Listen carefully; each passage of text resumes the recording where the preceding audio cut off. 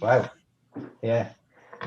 And no, look, again, Estelle, you and I spoke before Christmas, and you're one of the key people. We're delighted to have these coffee chats, as you said, just to connect on a human level. And I want to wish you Happy New Year, as I did earlier. But thank you very much for jumping on.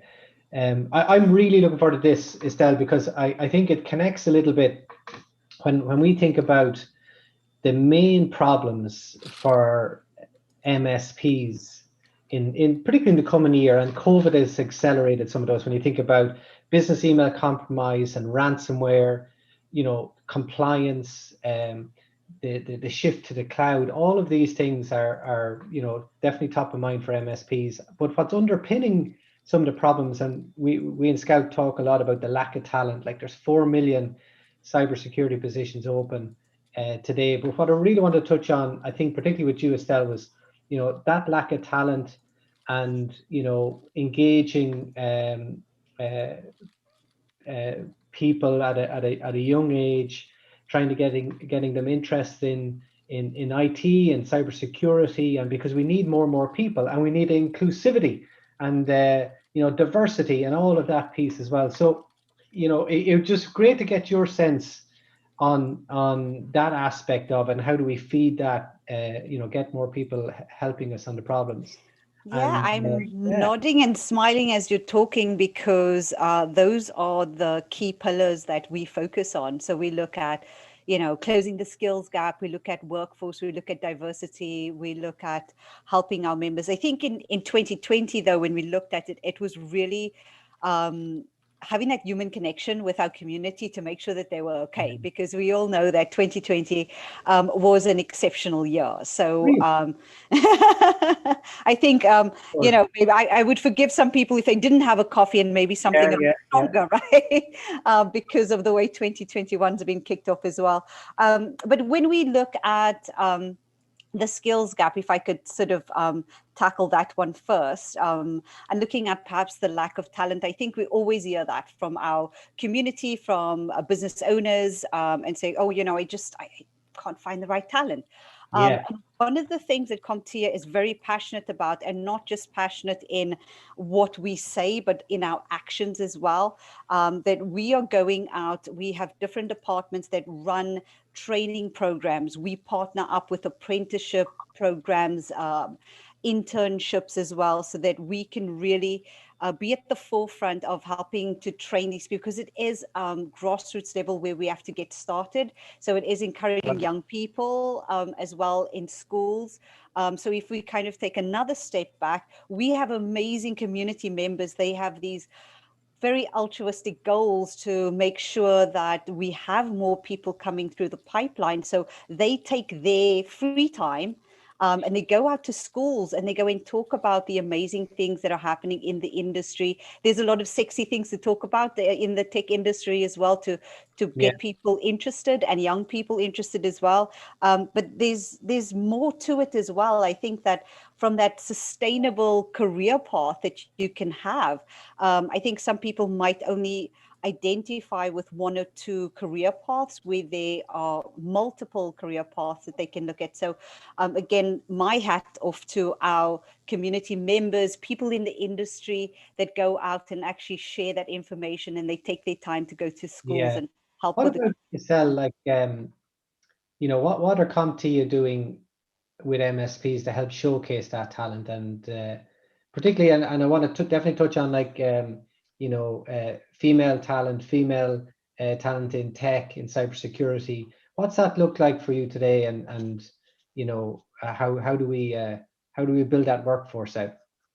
Yeah, so one of the things we had to do was acknowledge that there is a gap, right? That there is an issue, there's a lack of women that we have coming forward, being a part of the activities that we're doing. So I think the first thing to do is make sure that you understand that there are so many women out there, they might not know how to get involved or what to do. So one of the things that we really said we would put some concerted effort into is a project on inclusivity. So a project for women in technology, specifically a case study Hopefully the first of many, right? That we would have a year in the life of a female MSP, and we would track her success. So looking at MSP success, but with the interaction of the community. I mean, we're all about knowledge sharing, experiences, failures as well, to be accelerators for success.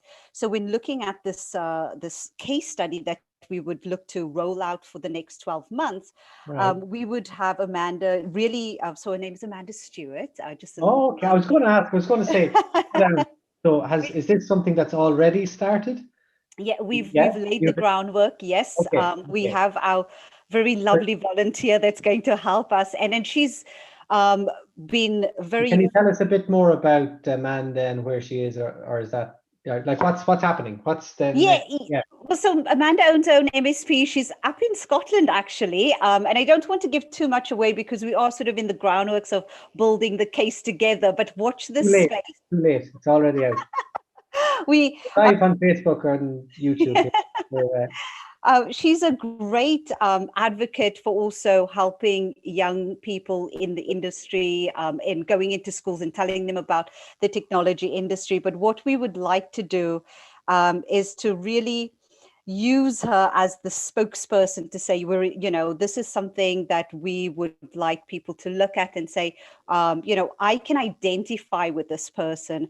I can see myself really taking advantage of the resources, the camaraderie, the collaboration of a community. But the only way we can do that is to make sure that we have that information out there, that we share that with the community. So we would like this to be for all female leaders. As I said, we hope this case study is one of many. So this is for all female leaders to be a source of motivation and inspiration for young minds so that we can really pave the way for the future. How can we track it, Estelle? Like, so obviously you'll be a voice, and I would say join the community, number one, right? So if you go to the CompTIA website, comptia.org, and you go to the member section and you look, we have about 8 communities, cybersecurity we have as well. So there's something for everybody, but I would say get involved with the community so you can track. But I would be hopefully very vocal about all the milestones that we have. So it will be plastered all over social media as well. But yes, get in touch with me. Yeah, brilliant. that'll be great. Yeah, that's great. That's great. And look, we're before we finish up, because again, that's an important point. And I think, like, going back to what we talked about, the problem for us all and with MSPs and their end customers is that lack of talent. And anywhere we can, encourage young talent, diversity, so we can make better decisions, help fix those problems around cybersecurity in particular.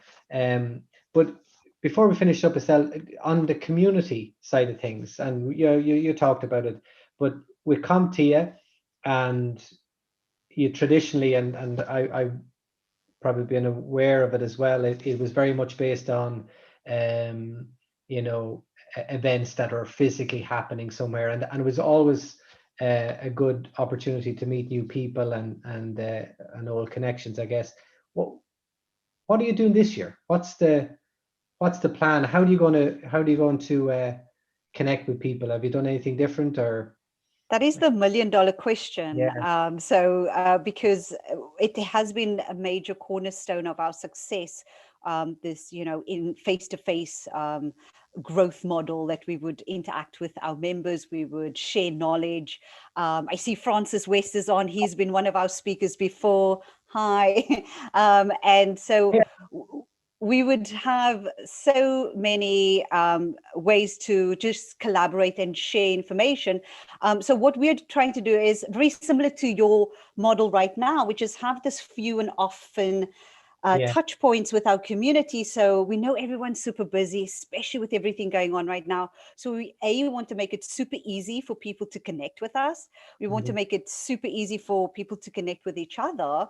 And then also, we thrive on that sidebar conversations as well. So I've heard so many great stories about these organic conversations that would happen because they met within the community and then said, oh, I think you and I should have a chat. And they would have this organic relationship on the outskirts and the fringes of the community. So those are all successes for us. Yeah, that's marvelous. Look, and I want to thank you for all the effort, and we love these coffee chats, and it's absolutely a pleasure speaking with you. Would love if you pop on next week. Actually, next week we're probably going to touch on a little bit around, you know, what is and has been probably the largest cybersecurity attack in the history. It's still ongoing, unfolding, and we'll post here a link to Adam Khan, our head of intelligence within SKOUT, and some of the SKOUT team, and Jimmy. JP, what attack are you talking about? Did something happen last month that I missed? Yeah, you did not miss it for sure. So we're probably going to get Desmond Thomas on next week, have a little chat about that. But Jimmy, tell us a little bit about it there before we jump off. Yeah, so basically, as everyone has seen, the attack involving SolarWinds and some other companies is at a massive scale because it was a supply chain attack. This the new buzzword going around, the supply chain. So what it means is everyone who was using that software was affected. So it's been a number of government agencies in the U.S., including the president's office, the CIA, the FBI, you name it, the Army, the Navy, the Coast Guard, everyone, as well as many Fortune 500 companies. So the scale of this is just starting to unfold, and we have some intelligence that it was from the Russian government, nation state attack. So it's like Microsoft released something that their source code had been viewed, and we believe that this is just the start of that conversation, that it's going to be. So I don't even know what we'll be talking about next week. Yeah, who knows? Something else could unfold.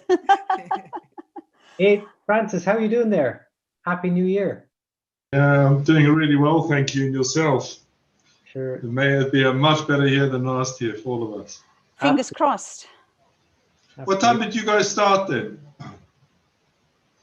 Start today? Yeah. Well, I struggle to tell you what day of the week it is, let alone what time start. Yeah, JP.